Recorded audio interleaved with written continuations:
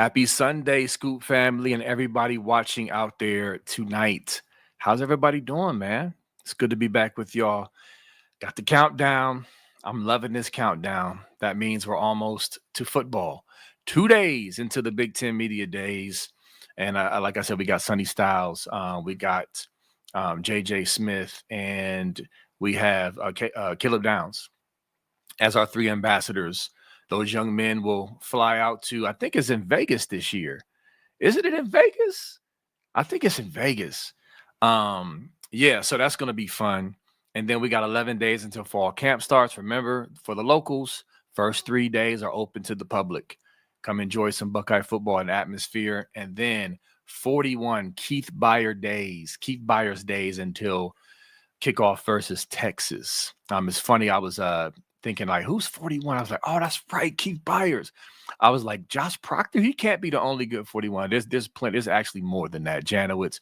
But I went with Keith Byers. I know some of y'all may be too young for that, but great running back. Classic, highlighted him running out of his shoe for the touchdown. Should have won the Heisman, but whatever. But anyway, also remember, our super chats go to the Pay It Forward for military first responders. Again, we're going to take care of them because they take care of us, and we appreciate them. And we're going to go ahead and have Nevadabuck hop on. What is up, good sir? I'm doing great, man. I saw Superman today. I went saw Superman. Yeah, and I thought of you when you were playing basketball. I was thinking, Superman. This is what B. Moses must have been like when he was playing basketball. But I got a lot of bodies. Ask the Columbus locals. I done caught a lot of bodies with, two hand, one hand, and that's real. That's real. I believe it. I believe it. How was it, man? It was good. It was really good. I was pleased. I wasn't sure if I was gonna, like it, love it, whatever it was, but it was really good. Really enjoyed it. Heartily recommend it. Fun movie. And I'm not like the superhero movies, the genre. I mean, I like them, but I think it's been kind of played out. Yeah. But this was good. This really kind of brought back the whole DC universe for me. So I was pretty pleased about that. And yeah, definitely worth 2 hours of my time. Okay, and I'm asking because I've seen a lot of like just back and forth, like it was trash or it was great. I mean, like polar opposite takes. And I'm not the biggest Superman guy. I mean, if it's good, I'll watch. I'm not the biggest Superman guy, but you're like one of the other several people who have said it was good. So I'm gonna check it out. I'm gonna watch it. It's just weird to see the gap of some people that, like on my social media timeline that said it was trash to people that said it was great. I'm just like, all right, I guess I'm just going to have to see it myself. So that's cool. Well, it's killing it at the box office. So and I went to the theater, and it was like packed. So, and this wasn't like opening weekend or nothing like that. So this thing's been around. So that's usually a pretty good indication that people, and I saw Rotten Tomatoes, it was pretty highly ranked too. So another reason I went into it, but yeah, really definitely worth 2 hours and 9 minutes for sure.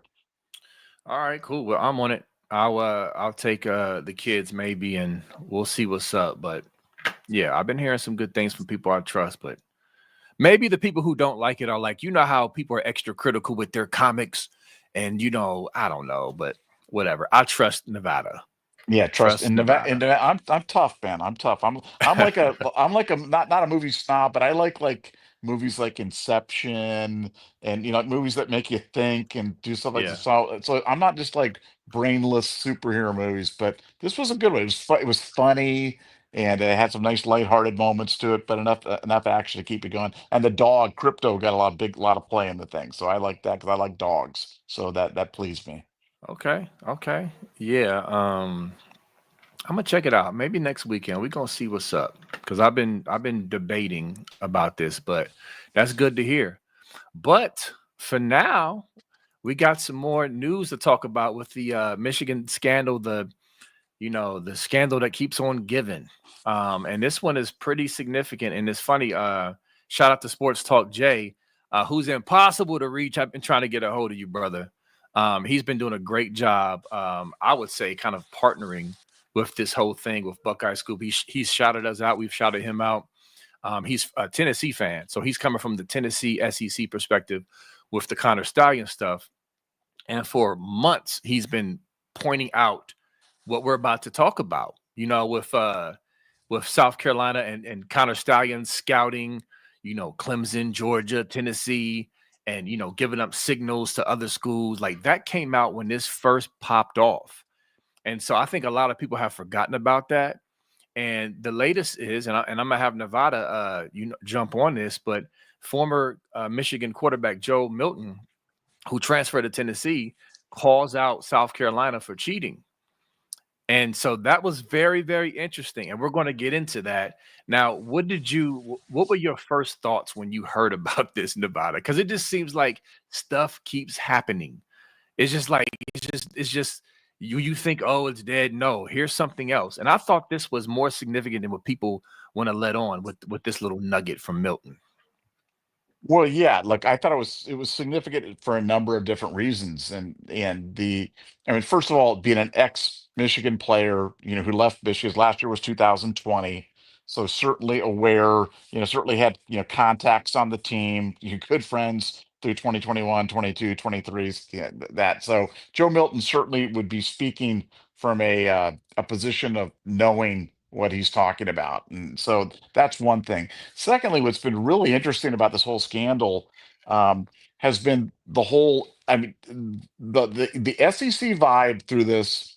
For people that have forgotten, the first inklings of this entire thing broke on a Tennessee message board. I want to say 6 months, 9 months before anything had broken anywhere else, before anybody had heard the words Connor Stallions, NCAA investigation. There was a guy on a Tennessee message board that came out and said, hey, my friend got hired to go like film the sidelines of a game, and it was just like the weirdest thing. But when you've been doing this stuff long enough, you can tell when something has the ring of authenticity to it, and it rang true, but it did. Nobody really had connected the dots until this Connor Stallions master spreadsheet came out, and it came out that not only was he scouting Big Ten teams, but he was advanced scouting and stealing signs from potential college football playoff opponents. And then actually brokering the signs that he had stolen to other teams in an effort to derail teams from being potentially being ahead of Michigan or affecting their rankings in terms of the college football playoff. And that's where this whole South Carolina Tennessee thing comes in. Um, it's alleged and with pretty good sourcing, and now Joe Milton jumping on top that South Carolina had the signals for Tennessee, and I believe it was 2022 we're talking about, and Spencer Rattler, the quarterback that never seemed to do much wherever he was, went off against Tennessee and 6 touchdown passes, and they were just one step ahead of Tennessee the whole day, blew them out. I don't know, it was 53-30. What, I don't remember what the final score was, but 63 points. it was bad. I mean, it was historically bad, and it was like, wow, it was like they knew everything that the defense was going to bring them, and they were just one step ahead of them the whole time. Well, that's because they were one step ahead of them. This just shows you you know the for the crowd that's like it doesn't matter. We've debunked that. I think they had a poll out of 50 head coaches anonymously, and all 50 responded that it was a huge impact. Varying in things, varying from at a low of 3 points to a high of over 14 points. So this was just more prima facie evidence of the scope of this cheating scandal, and then to have to have an ex-Michigan player, certainly yeah, a guy that's knowledgeable of the players. All the players all knew this was going on, um, knew the conduct, knew the way that this thing went down, knew what the signals were, knew how to participate. When it was a pass, you point to the air. When it's a run, you point to the ground and do little running signal. I mean, they all knew. They were all in on it. Milton knew about it, and Milton called it out on this game. But this game has been such an outlier, been such a thing that people have been pointing out for so long. To have an ex-Michigan player come out and accuse Michigan of cheating, directly in that game, I mean, certainly significant, and certainly timely, given that the punishment is coming down for Michigan now. And as you and I have talked about extensively, and we'll talk about more on this show. I am telling you, Michigan's going to get slammed. I am telling you right now, they are going to get slammed. We have never deviated from our position on this. Our Nope. position, we were the first people in on this in terms of people. Oh no, it's not going to happen. Oh yeah, where's your little hammer? Oh yeah, yeah. It's coming. It's coming. And so, if what you consider the hammer to be is suspension for Sharon Moore, uh, backward looking vacation to win, forward looking postseason ban, recruiting suspensions, fine, that's what you're going to get. That is what Michigan is going to get on this. And at this point, I think that for the NCAA to do anything else other than that it would be silly, it'd be ridiculous. But we don't even need to talk about that potential outcome anymore because I think it's already done. I think the committee's already done deliberating. They've already Mhm. decided on the punishment. They've submitted to legal review now. The legal's just putting the thing because this whole thing is all about now passing muster with legal because there's certain set of standards that you have for punishments based upon the categories, level 2 aggravated failure, for an individual like Sharon Moore, failure to monitor aggravated for the institution. There's a range of punishments that come in on failure to monitor aggravated for the school. The range of punishment for postseason ban is 1 to 3 years. If you hit them with a punishment within that range, there is no appeal. There's no legal appeal. There's no other place that you can go to as long as they stay within the range. So with Sharon Moore, if they do a year, I think the failure, the level 2 aggravated, I think the max that the range is to six games. So I think they could Mhm. probably appeal game 7 through 12, and maybe he gets away with it at that point. But on the postseason ban, it's 1 to 3 years, guys, and there's nothing they can do about it. And on the backward looking thing, they can in any game that they believe there was unethical conduct, they can vacate the game. And this is the definition of unethical conduct. You're going to have a ton Yes. of games vacated going backwards, and it's all within the guy. This is all pointed out. The great internet guy, Intrinsic. If you're not following Intrinsic, you should be. He lays it Yeah. all out. This is all from the thing. We deal in facts here. Those are the facts. That's where it is, and that's where we're going. Yeah, shout out to Intrinsic. I call him a partner of the show as well. He does a great job, great job on X, laying out receipts, exposing everything. I mean, he's making it plain as he can from from an X standpoint. I mean, he just on a platter, and so greatly appreciate them. But real quick, Nevada, you said a lot, and I'm gonna address some of the things you said, but I got that on the screen now. I don't know if you can see that. You called this out on the Tennessee board. I pulled it up and check this out, y'all. Peep the date, December 1st, 2022. Okay. It says, oh, do I have a story on that? This is talking about the Connor Steigen stuff. One of my little brother's friends is a scout for them.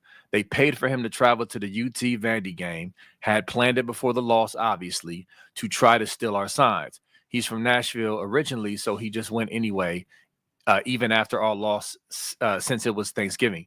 Says he and the others are never allowed to talk to Harbaugh directly about it. Okay. Then he was asked a follow-up question. And now, actually, this is a little later. This is January 7, 2023, about a month later. It says, no clue if related, but I posted on here a couple of months ago about a mutual friend of mine that was working for Michigan, going to other schools, games, stealing plays. They'd pay his flights, lodging, food, and seats right behind the team's bench for him to get video, notes, etc. Michigan is pulling out all the stops, it seems. Can check my history to confirm if you want. Guy had tickets to our game at Vandy as they already paid for his stuff, thinking they'd see us in the playoffs before we lost to South Carolina. All right. So, I mean, there was already buzz and inklings and stuff going on behind the scenes of what Michigan was doing. And, until ultimately someone handed it to the NCAA with evidence. But yeah, this is big, y'all. This is a big freaking deal. This is a big deal. I'm going to pull up also, Nevada. If you want to jump in, by all means, you can. I'm going to pull up this Ross Dellinger article because I'm walking people back to when this all really jumped off, because I think people forget about how crazy this was when it first hit the scene. And so here's the article from Ross Dellinger, where basically back in October 2023, he said he was given information. I mean, he was tipped off. Somebody at Tennessee gave him all the information of Connor Stalions purchasing tickets, transferring that ticket. And it shows where it was right by the sidelines, like right where the signals are, like all of this. This is what first came out when this story first dropped, y'all. So this is not new. This stuff was around, but people forget about it because of hammer fatigue and because of this time passing, which is understandable. But with this Joe Milton stuff, it's unearthed, it's bringing it back up again and just reminding you of all of this mess that first came down that with Connor Stalions. And so, Nevada, I don't want to keep on going without you jumping in. Did you want to respond to anything I said or what you saw before I continue? I want to make sure that I'm good on the dates. Like when this whole thing broke with the NCAA, it was what, September, October of 23. Is that it? October of 23. Yeah. Okay, so you've got a guy posting on the Tennessee message board in December of 22. Yep. About this thing, and that's crazy to me. I mean, that's wild that was happening. You know what I'm saying? Because that's like almost a year before that this thing was going. And like I said, shame on me for not, but it was too crazy to really put it together. Do you know what I'm saying? Like you just can't. Your mind now, you look at it and you kind of go, well, darn, yeah, of course we should have known that's what they're doing, but you just can't really connect with.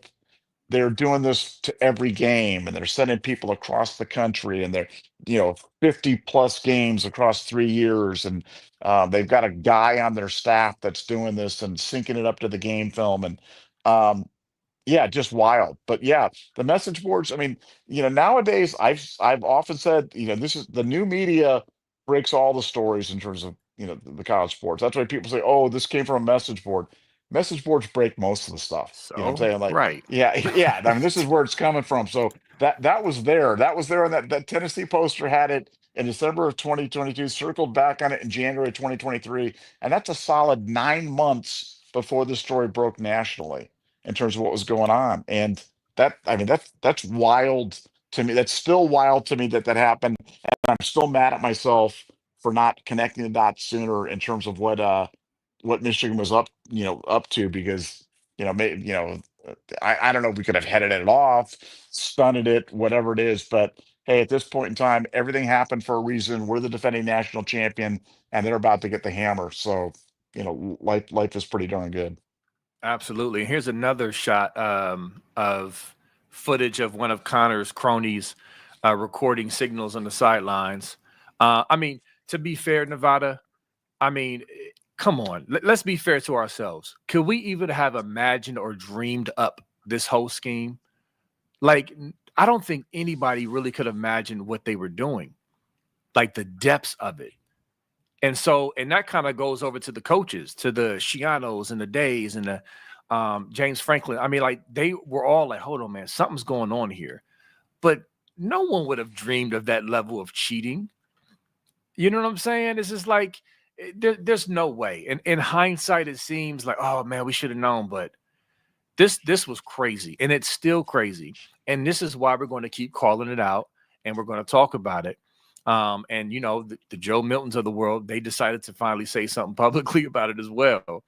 But it's just so many moving parts with this. This affected so many people, not just in the Big Ten, clearly nationally. And this is why your boy Sports Talk Jay, I mean, he has went on and on and on about this as a Tennessee fan. Imagine how he feels. Connor Stalions allegedly, shout out to Sports Talk Jay, gave South Carolina the signs that he illegally obtained. Okay, because people will say, Nevada, oh, sharing signals and information is what teams do. Yes, sharing a legal scouting report based off of a team you played or whatever you picked up is fine. Obtaining signs by recording their signals and marrying them up, with film and all the other stuff, that's the next level cheating. So anyway, apparently it looks like South Carolina received those signals. That's kind of the inkling here, and the connection, and with the circumstantial evidence, and they went in to that game versus Tennessee, and they just blew them out, dropped 63 points on them, and they wore wristbands for the first time. This is one thing. Sports Talk Jay points to Holly Rowe. Y'all know who Holly Rowe is. She reported this for the first time. They wore wristbands. All right. Before that game, they had only scored 16 points. That game, they scored 9 straight touchdowns. They end up beating Clemson the next week. Remember, they Connor scouted Clemson as well. And then after that, they went 2-7 and barely beat Jackson State. So there is a lot of circumstantial evidence around this activity that just makes sense. It's almost like, for Buckeye fans who've been following this, it's similar to showing the 3-year cheating pattern. You know how you show the graphic and it shows you the winning percentage before, then it shows you the 3-year window, and then it goes right back to where it was. That's kind of how the snapshot of the season was for South Carolina after the Tennessee and Clemson game, where they received the signs allegedly. So yeah, this is serious stuff, man. And I don't know if the Nevada, I'm going to ask you this. I haven't seen anything about Tennessee or Clemson or any of this specific stuff that could be in the NOA, although we have not seen all of the NOA. Do you think any of this will be included in the final write-up? Or is this like, hey, we got them, we don't need to really prove anything here, we're pretty sure they did something and they cheated this way? But do you think any of this information will be in the final write-up? It's a great question. I would say I'd probably lean towards no, because I think the NCAA is going to stick with the stuff that they have, where they've got the dead nuts, no question, and that's the master spreadsheet. The master spreadsheet of the games that they scouted, the people that went, the amount of money that was allocated to that person to go. Which again, the whole other thing about how was this thing financed is just a whole nother, Justin Spiro has insisted that this was coming from an active Michigan booster, and a member of their champion circle or whatever the thing was. And so, and there's some really strong circumstantial evidence in that direction as well. But I just love the fact that this thing has gone in. One of the talking points from the Michigan fans has been, this is the only people that care about this are Ohio State fans and Michigan State fans. Well, clearly Tennessee fans care about it too. So, and Bama fans. And Bama fans, and I'm sure probably Clemson fans. I mean, anybody directly impacted by this thing, even tangentially looking at this thing, and they're not happy with it. They may be yelling about it, or they may be stewing about it in silence. But I guarantee you, there's not a single coach in college football that is sympathetic to Michigan's plight. Not one. Nobody's going, this didn't make any difference. I don't know why the NCAA is doing this. I mean, they just don't want to be the ones dancing on their grave, or being the ones, going out there in terms of, doing it, because all that does is just, it makes you look weak. That's why Ryan Day and Ohio State said nothing about this. You don't think they want to say something about this? I mean, I know what they say privately about this. This bugs the heck out of them. I mean, this is something that, when Michigan gets the hammer, no one is going to party harder than the Ohio State people, because they know what it meant to them. We know that what it meant to Ryan Day's psyche, what it meant to the entire program.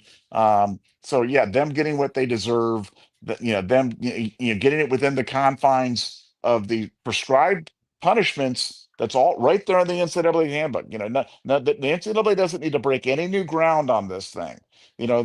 While it's without precedent in terms of what's happened, the punishments are all prescribed. The punishments are all by category. It's level 1, level 2, level 3. Level 1 aggravated, level 1 mitigated, level 2 aggravated, level 3 mitigated. The thing for Michigan is, all they have is aggravating factors. They check every single aggravating factor: repeat offender, lack of cooperation, lack of candor, destruction of evidence, non-self-reporting. I mean, they literally hit every one. And I think the only mitigating factor that they're offering is the fact that they offered to self-impose. Why do you think they offered to self-impose the 2-game hand-picked suspension for Sharon Moore? Because they wanted to have a mitigating factor on that thing when it was being evaluated by the NCAA. That's literally it. Hey, see, we did something. They couldn't walk into that meeting and have done nothing. So they did the absolute bare minimum in terms of doing it because they didn't want to have 9 aggravating factors and no mitigating factors on things. So they threw that one out there. Well, we did offer to hand pick a couple of games of our choosing that would be the 2-game suspension on the thing. So, I mean, Michigan's in a bad way right now. The jury, by all accounts, has issued their thing. Our understanding is it's with legal. We believe that, I believe that about a week ago that we were 14 to 30 days away from publishing of this whole thing, which now would put it 7 to 21 days away. So it's literally going to be I believe it'll be in the next 3 weeks that we'll see this thing. I'm not saying we have a drop dead date of September 7th, but that would fall out the outside Right. of the range of thing. But I think it'll be sooner than that. I think it'll be sooner than that. And it's going to be bad. And it's going to be bad for Michigan. And it's going to be glorious for us because, man, we never wavered on this thing. We told you from day one this thing was going to happen. And I, as I predicted many times, once this happens, everybody go, "Oh yeah, we knew all along. We were there." But No. no, no. Stop it. We were like the lone voice in the wilderness for the longest time. There were, Yes. with notable exceptions, with some Sports Talk J, Justin Spiro, Intrinsic, DG. I mean, Premier. there's been Premier. Yeah, there's been some some other people that have gone out there doing it. But other than that. Now, there's been a lot of people kind of mocking the idea that the hammer's coming. You guys all know who you are, but we'll see. And like I said, if it doesn't, we'll be here and we'll be here to talk about it. But I feel very good about my position right now Yeah. and very very confident in the outcome. Absolutely. We're gonna be here regardless. Exactly. But very confident we'll be here standing victorious. Because again, all we've done is point to facts. All we've done is cover this and just point to facts. I mean, we'll pull up the articles, we'll pull up the receipts, we'll pull up, whatever to show you. See, like, we're not sensationalizing anything. We are just reporting this how it should be reported. Like, again, and not to go on another rant that's another pod, but we've talked about how TACGate, which was 1,000 times, less than this, was reported. You would have thought it was freaking, I don't know even what to compare it to. Watergate. I don't know. It was ridiculous. And so the lack of coverage on this has just been mind numbing. I know the over time people get fatigued, but nah, we've been all over this and we'll continue to be all over this to the very end. And one thing I want to say, Nevada, this is how I've kind of perceived the NCAA. I feel like, and you tell me if you kind of pick this up as well in the chat. Tell me if y'all feel like the same way I feel. I feel like the NCAA from the very beginning, seeing how Michigan really set the tone with this investigation. The non-cooperation, the destroying evidence, the we're going to sue and lawyer up, and throwing up the double bird in the media this whole time. I feel like the NCAA was like, all right, bet.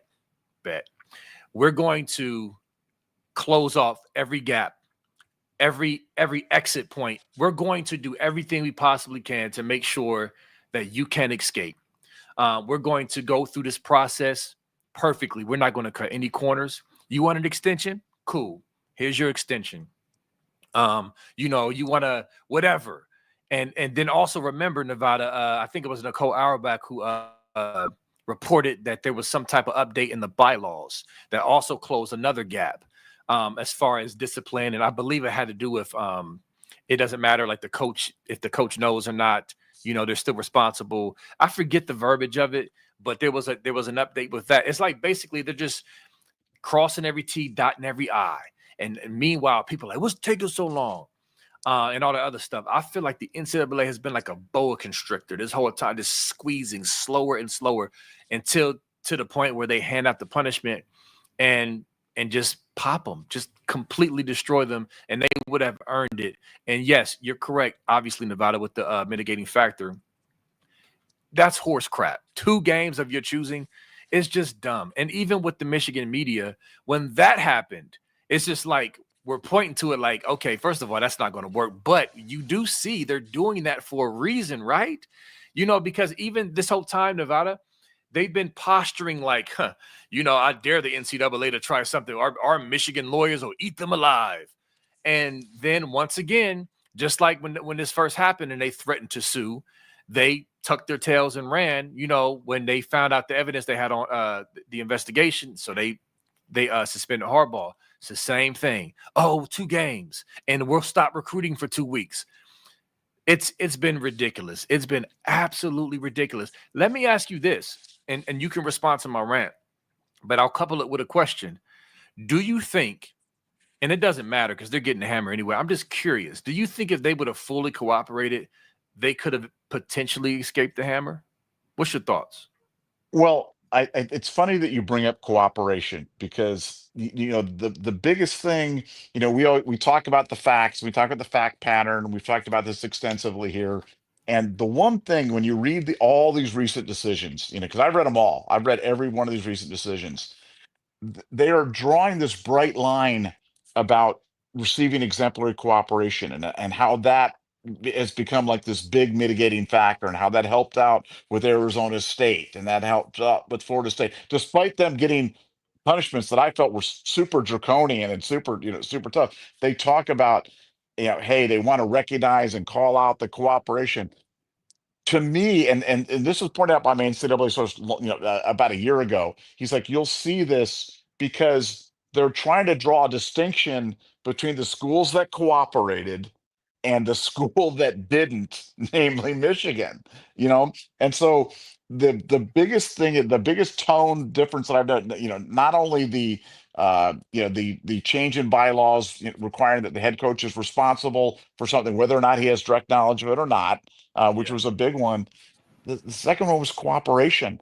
Cooperation is a huge mitigating factor with NCAA, Yes. or but it's also the flip side of that is it's an aggravating factor when you don't cooperate. So that's the thing, and that's why Michigan's going to get the harshest penalties possible under this failure to monitor and under this aggravated level two. And Intrinsic point out, and he's spot on. He's like for the guys like Ballas, the other guy saying, "Oh, the only punishment's going to be 2 games to Sharon Moore." It's like that's only on his level two. The institution, everybody else is facing 6 level ones.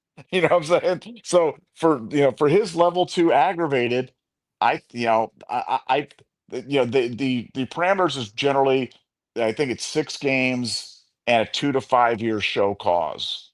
Um, Now it's an open question. It's not an open question of whether he can continue as a head Yeah. coach while having a show cause. The question is, will they have him continue as a repeat offender, as Michigan being a repeat offender, having a head coach under a show cause? I think it's unknowable at this point in time, but Yeah. I think the six games is absolutely minimum. I'd be stunned if the NCAA doesn't ask for more, but maybe they stay strictly within guidelines because you're exactly right. I mean, think about the NCAA. The NCAA didn't leak any of this to anybody. They stayed away from leaking. They let Michigan do the selective leaks. So this NOA has been, pretty much on lockdown for a year. They have been scrupulous in terms of, making sure that they adhered to everything, making sure that it was legally tight. And that's what they're doing now with this decision. So people, ask, well, why is it taking 30 days or 45 days? Well, if you've ever read a legal brief, and this legal brief is going to be long, man, it takes time. You got to get it exactly right. Words matter. One word wrong or one word there, that it opened yourself up for legal question, legal review. And the NCAA wants to be really careful because this is going to be something that's really scrutinized.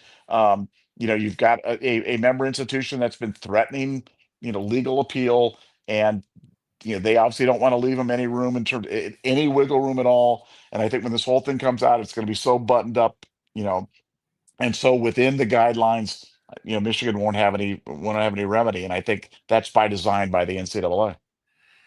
Nevada, you like in a prophetic vein right now. As you're flowing, you just like the prophecy. I'm laughing to myself because you just brought up leaking. I was literally about to pull this up. I don't know if you can see this. This is from Intrinsic's X.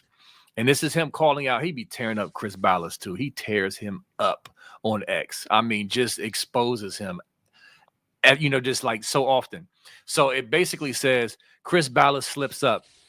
He spent months claiming the NCAA was leaking to make Michigan look bad. Yes, we've all seen that narrative. But now admits the last leak didn't even come from the NCAA. Looks like Michigan's been leaking their own narrative all along. And then he has a little red flag there. Hashtag Michigan cheated. Hashtag blue wall. In the screenshot, it has one of the members say the fact that the NCAA can continually get away with leaking their version while Michigan has a muzzle on is beyond ridiculous. Then Chris Ballas responds, the last leak didn't come from the NCAA, but that's the reason everyone has been so quiet since the meeting with the COI, loose lips. So, yeah, the NCAA has not been leaking anything. They're not going to leak anything. The NOA draft, that was leaked by Michigan through Dellinger. The other stuff was leaked through what's your boy that they accuse of being in cahoots for Ryan Day, the other reporter. Pete Thamel. Pete Thamel. This has all been leaked by Michigan. So it's funny you brought up the leaks because Intrinsic just popped your boy Chris Ballas again for his inconsistency and just flat out lies sometimes. So I thought that was interesting that you brought that up. That's good stuff, man.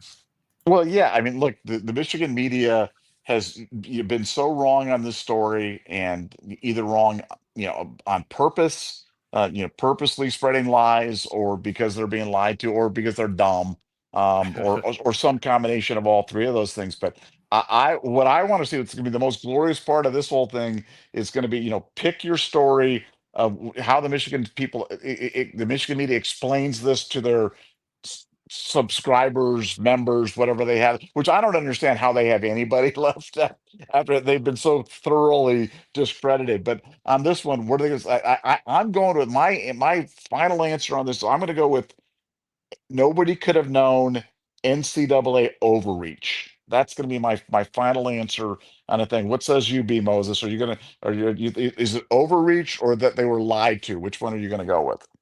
Yeah, so I think it's going to be, they usually break off in clusters, like following the Michigan fans who attack my page and troll my page, and just on social media, you'll have like a big pocket or cluster of them. I believe that will say that it'll be straight overreach. It'll be this. This is what it's going to be. I'll give y'all like a playlist of the excuses. It's definitely going to be overreach. It's going to be they were out for Harbaugh for so long because, he was the white knight for players. He was an advocate for them to be paid, and they ain't like that. So they wanted to get him. There's going to be that. Okay, we want to get Harbaugh. Okay. Yeah, out to get Harbaugh. Out to get Harbaugh. Okay. Yep, and they were lied to. Also, the Chris Ballases, he's going to throw Michigan under the bus. So is Sam Webb, Scam Webb. He's going to do the same thing. He's going to say, listen, I'm just telling you what I was told. This is what the Michigan administration, because he's done that before, Scam Webb. He has pointed and said, hey, they're the ones giving me information. Why are you mad at me? So there's going to be a lot of that. And we had no idea this was coming. And then, of course, here's another thing, Nevada. They're going to circle back to the Ohio State conspiracy theories. They're going to go right back in on the Ryan Day's brother stuff. They're going to, and Pete, check this out. You heard it here first. They're going to go and pull up the Committee on Infractions roster. Yes. And they're going to few of the people on there say they got Ohio State ties. At one time they worked for Ohio State, or they have a degree from there. And that's why it's those suck guys. Winner. Boom. Watch. I think you heard it here first. Yeah, that's all right. Great call, B. That's a great call. Yeah. The Ohio State, secret cadre of people that are on the committee. that's sunk them. That's a great call. Really, really, really good one. Yeah, I've been around them too much, man. I've dealt with them, and that's why I got bars. I got bars for them now. But when this hammer drops, I'm telling you, you talking about absolute cinema. I got videos and memes just like, revved up, like ready to go. So but yeah, it's been a long journey dealing with these fools, man. But I think, the end result, what we believe is going to happen, I think will be worth the wait and the challenge of dealing with their delusion and their lies and their just brazen just foolishness. And so yeah, I can't wait. But yeah, I mean this But B, thing. B, B, I got a question for you though, B. I got a Yeah, question what's for up? you. So when this whole thing started, did you believe the NCAA was going to do this? Like what? Talk about your journey in terms of like when did you kind of cross over in terms of kind of going, man, they're going to get it. These guys are going to get it because it's a process for all of us in terms of kind of gathering the information in terms of doing it. But when did you become a true believer in terms of the righteous cause of the NCAA on this thing? Oh yeah, I've said this before. It's the Tony Petiti letter. It Okay, was the letter. okay. So when the story first came out, when we start hearing about it, it was just like, uh-oh, hold on, what? They did what? Like how? Like what did they do? Hold on. And then when Tony Petiti responded to them, and I read that letter, and I saw the language and the verbiage, and him talking like a principal to like a child in school in the principal's office, making excuses and not taking accountability, and he's just killing them, line upon line, just killing them. That is when I was like, ooh, this is bad. Number one, because he also laid out the unprecedented nature of the activity of the cheating. He also laid out how serious it was being taken, not basically saying, hey, Michigan State, you don't have to play these fools because they're cheating that bad that we're concerned about player safety. All of that stuff, Nevada. That letter is the genesis, the origin of my adamant take on this whole situation. That's it. And then from there, it's only gotten worse. That's before Connor Stallions on the Central Michigan sideline. That's before Partridge saying don't talk to the NCAA. That's before all these other things. And so that's a great question. But yeah, that's it. Yeah, no, I mean, look, the Petiti letter we've talked, it's all online. So it's not like B Moses has got the only copy of it and we pull it Right. out of some secure facility for only people to read only. Like it's online. If you want to educate yourself on it, if you're a skeptic, if you're a Michigan fan and you're a skeptic, go back and read that letter. I don't know how you can't read that letter and not just have a chill run down your back and kind of go, wow, this is going to be bad. This is going to be bad. This stuff is going to be bad, and that's why, like I said, for the Michigan guys, I mean, that letter came out what October, November of 23, and so November they 10th.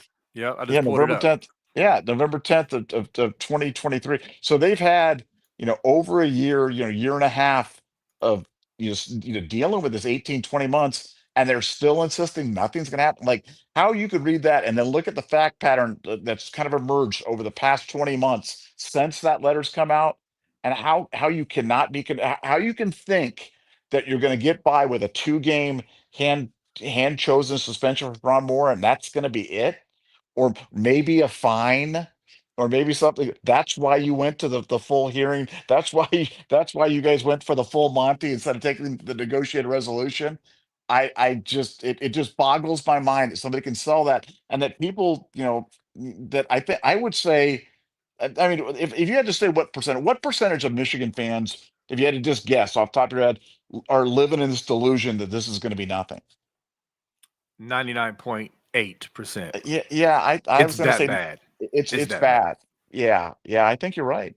And I I'm not think you're even trying to right. be funny. I'm not trying to like use hyperbole because like that's really accurate. Like it's crazy, Nevada, like how they just they refuse to. Honestly, I think that the reality of the outcome that we've been preaching and that the facts have shown is so nightmarish to them that they're just refusing to even consider it. You know what I'm saying? Like to think that their first natty, their first legit whole natty without having to split it since 1948 could be taken away and was tainted is just they can't even fathom that. And so I think they're choosing to put blinders on with the aid and help of their insiders to keep feeding them this foolishness. And because here's the other thing, Nevada, and I know we're getting on the late end, we can get the super chats. Here's the other thing, is that their insiders have been consistently just giving them bull crap. And so one thing I've noticed is that when I get into debates with them online or challenge them, they always come back with recycled drivel that's been debunked, or Charlie Baker, said this, or you can't vacate wins unless you have ineligible players. It's the same talking points that we've debunked over and over and over and over and over again. And so they really don't have anything new to say that really makes you like, maybe this is not going to happen. It's the same recycled stuff. And they're just hoping and praying that it's true. But the crazy thing about it is that really just is like, man, this fan base, somebody put caught, scum is a true caught.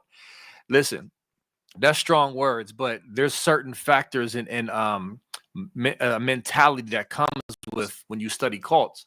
And they're definitely moving cultish in the way that they're acting, because how can you ignore all these facts and just laugh and just you suck guys, or just you're so blind, you think we're going to get the hammer? It's just like how do you not see this?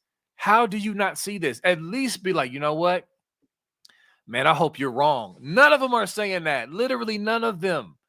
They're mocking us openly, and it's just like, okay, all right, man, whatever. Whatever. Yeah, I mean, it is funny, and yeah, and I won't belabor it. I know we got some super chats. We want to get to those and try to do it, but it is funny how they're just not ready, and I think it's going to make it just that much worse for them. The fact that none of them are intellectually inquisitive enough to really dig into this a little bit more, ask questions, or even have any. They don't want to espouse any doubts of the anchor. Like this thing's a foregone conclusion that they're going to get the fruit basket and the apology, and man, you're not getting the fruit basket, guys. It's yeah, time to get real. But I digress. Yep. Yep. So, man, long journey. It's funny. Like, what's your journey been like, B Moses? I might have to clip that. Like, I'm gonna put some soft music behind it. My journey with this scam. It has been a journey, man. I'm telling you, I'm in the trenches with these Michigan fans, and so there's not going to be too many people that are going to relish in the hammer than me, because I've dealt with them for so long. And it's just, yeah, it's payoff time for sure. So, all right. We got Joe-KY9SG. Thanks for the 5. Joey Velasquez, linebacker, play for the Cheaters up north, 20 through 23, and OSU in 24. Shouldn't he have a wealth of knowledge of the cheating to report? That's a good question, and he should. He should. And in Nevada, before you jump on this, I wanted to say, I think once this drops and once this happens, I think we're going to see it like a bunch of just testimonies flood the media. I think the Joey Velasquez's and whoever else who has not been saying anything up to this point, because it's like it's not time yet. I think we're going to hear a lot of people unveil what they knew and what they know now that the cat will be out the bag. You agree with that, Nevada? Yeah, I think yeah, there's no question about it. You'll see ex players start streaming, and especially and look, any ex player from Michigan that has a podcast or has a thing or something, wants to make weight, he'll start talking about it. It'll be out there once the veil of silence is kind of, pricked. And, I know for Michigan fans, it's funny, Joey's kind of I won't say he's a convenient target, but he's been one of the ones with Alex Ude and some of the other guys like, oh, he's got to be the whistleblower. Oh, he's got to be the one. Oh, that's why they brought Joey Velasquez there, was to do it. Um, I'm I'm sure they've asked him about it, and I'm sure he's talked about it. So I'm sure we'll probably hear something in the future about it as well. So we'll see. But yeah, when everybody knows, then everybody knows, and eventually the truth all comes to light, and we're all going to see it. Yep, I agree. Thanks again, Joe. All right. And one of my guys at Mark Bundy 4232. What's up, bro? Thank you so much for the 199. I have never seen a fan base so delusional. OH Nevada. Oh, I 1000% agree. I don't care. You can say I'm biased because they're our rival and all that other stuff. I don't care. They are the most delusional, arrogant, low IQ fan base. And I'll say this with a caveat: low IQ when it comes to their narrative and really deciphering truth from reality and all the other stuff. That's when they just the IQ is just it just plummets. I know some Michigan fans who are very intelligent people just on paper, but when it comes to this, that IQ stuff like this, I should say, that IQ drops down to zero.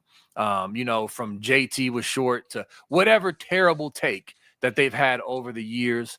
They are the worst, the absolute worst. So yeah, this payoff for this scandal and how they've conducted themselves, all the way from the president down to the Walmart Wolverine on your timeline trolling you.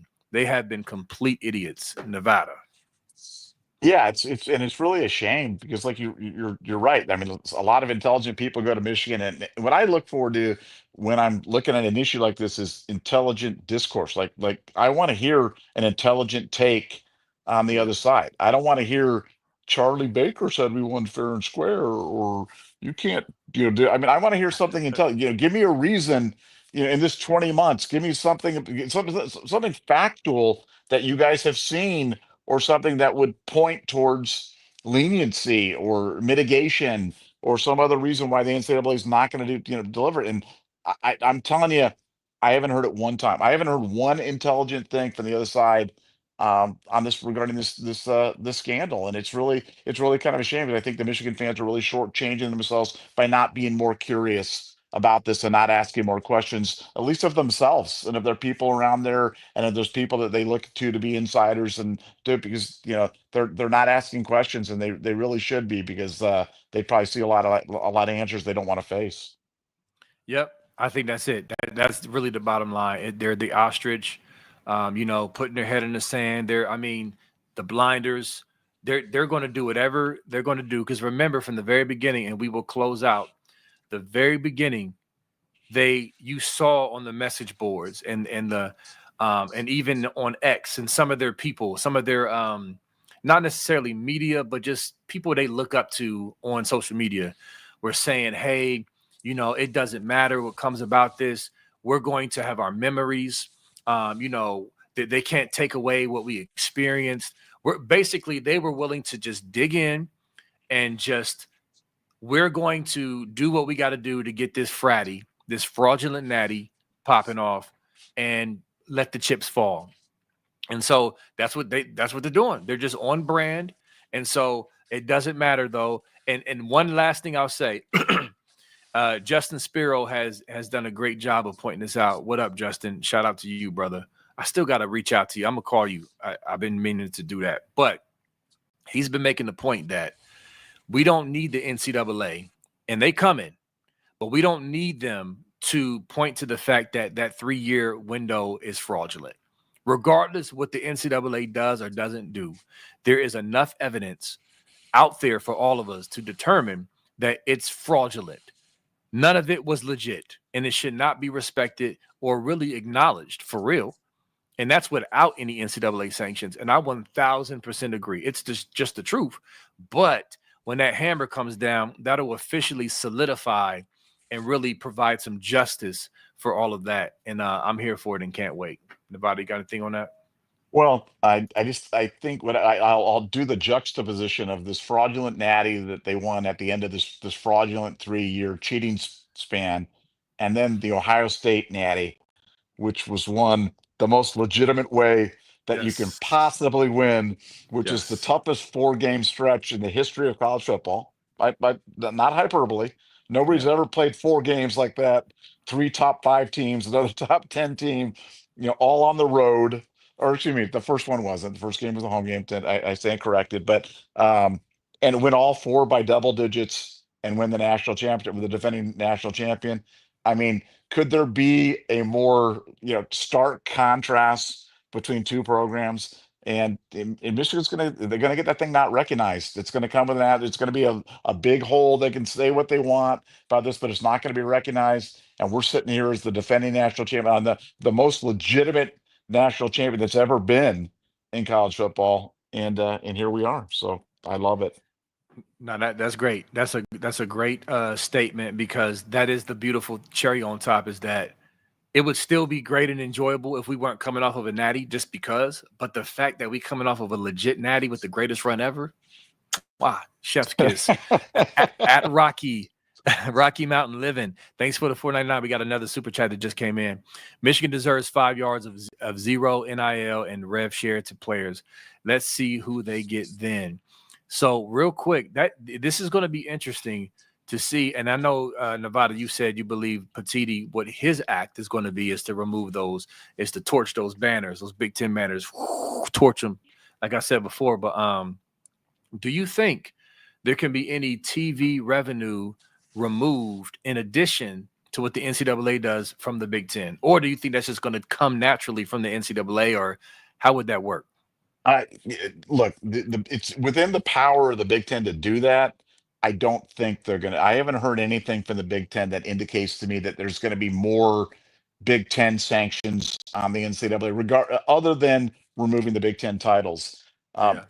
Simply because I think the NCAA punishment is going to be pretty draconian, and it's going to be, when you hit somebody with vacated wins, recruiting sanctions, fines, 2-year postseason ban, 3-year, 5-year show cause for Sherrone Moore, 6-game suspension.